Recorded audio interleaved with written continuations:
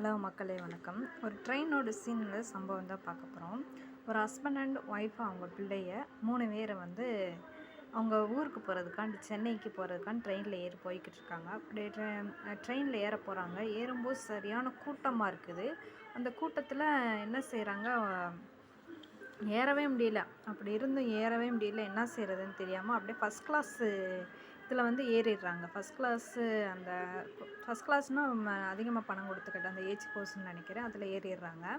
அதில் ஏறிட்டு அதில் உட்காந்துடுறாங்க. அப்போ உட்காந்து ட்ரெயின் பண்ணிக்கிட்டு போய்கிட்டே இருக்கையில் வந்து அங்கே வந்து டிடிஆர் வந்துடுறாரு. டிடிஆர் வந்து டிக்கெட்டு காக்கையில் இது வந்து ஃபஸ்ட் கிளாஸு, நீங்கள் அடுத்த ஸ்டாப்பில் இறங்கி நீங்கள் அடுத்த இதுக்கு போய் உட்காந்துக்கோங்க அப்படின்றாங்க. அதுக்கு அவங்க சார் நான் பிள்ளையில் வச்சுருக்கேன், என்னால் அந்த ஃபஸ்ட் கிளாஸ் இதுலேருந்து இறங்கி அங்கே போகிறதுக்கு ஏறுறதுக்கு இடம் இல்லாமல் இருக்கேன் சார், ப்ளீஸ் சார், நான் கொஞ்சம் ஊருக்கு போகணும் சார், இப்போ கை குழந்தைங்கள்லாம் வச்சுருக்கேன் சார், ப்ளீஸ் சார், நான் எப்படியாவது போயிடுறேன் சார் இதுலேயும் அப்படின்னு சொல்கிறாங்க.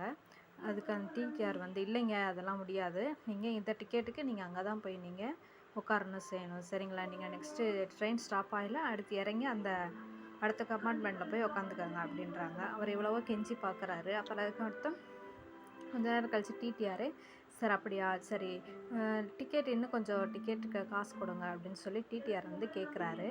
அப்புறம் அவர் 2000 வச்சுருந்துருக்காரு. அவர் 2000 ஏற்கனவே டிக்கெட் எடுத்தனால இன்னொரு 500 கையில் கொடுத்துட்றாரு. 500 கையில் கொடுத்தோன்னேவும் அவங்க வந்து அந்த ஏசி கோச்லேயே கொஞ்சம் ஓரமாக கொஞ்சம் இடத்துல அவங்க உட்காந்துருக்காங்க. உட்காந்த உடனேவும் ட்ரெயின் போய்கிட்டே இருக்குது. அப்புறம் ஹஸ்பண்ட் அண்ட் ஒய்ஃப் 2 பேரும் பேசிக்கிறாங்க. என்ன பேசிக்கிறாங்கன்னா, நான் 2000 கொண்டு வந்துருந்தேன். ஹஸ்பண்ட் சொல்கிறாரு, நான் 2000 ஊருக்கு போய் இறங்கினோடனே என் தங்கச்சி பிள்ளைக்கு வந்து 500 பொருள் ஏதாவது வாங்கி கொடுக்கணும், ஒரு 200 கையில் கொடுத்துருவோம், பார்த்துட்டு அப்புறம் மறுநாள் நம்ம ஊருக்கு இருக்க காசை வச்சு ஊருக்கு போயிடலாம் அப்படின்னு நினச்சி நான் காசு கொண்டு வந்திருந்தேன். அதில் 500 டிக்கெட்டுக்கு நான் கொடுத்துட்டேன், பாக்கி 1500 தான் இருக்குது. அது வந்து பாப்பாவுக்கு 500 எதாவது வாங்கிட்டு 200 கையில் கொடுத்துட்டோம்னா பாய் காசில் ஊருக்கு வர முடியாது, ஊருக்கு வேறு வர முடியாது.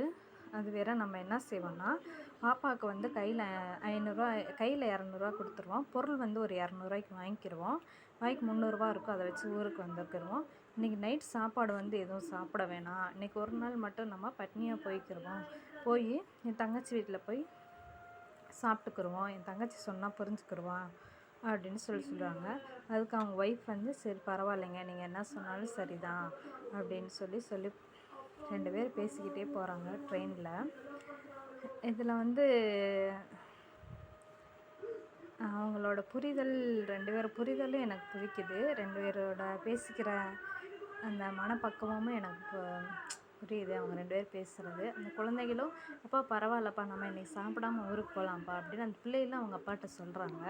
அப்படி சொல்லும்போதும் அந்த ஃபேமிலி வந்து கஷ்டப்பட்டாலும் அவங்க எவ்வளோ சந்தோஷமாக இருக்காங்க. அம்மா அப்பா சொல்கிறது கரெக்டாக கேட்டுக்கிட்டு அவங்க எவ்வளோ புரிதலோடு அந்த இதில் ட்ரெயினில் ட்ராவல் பண்ணிட்டு போகிறாங்கன்னு புரியுது. இந்த சம்பவத்தை பற்றி உங்களுக்கு என்ன தோணுது அப்படின்னு சொல்லி அப்படியே கமெண்ட் பண்ணுங்கள் ப்ளீஸ் மக்களே.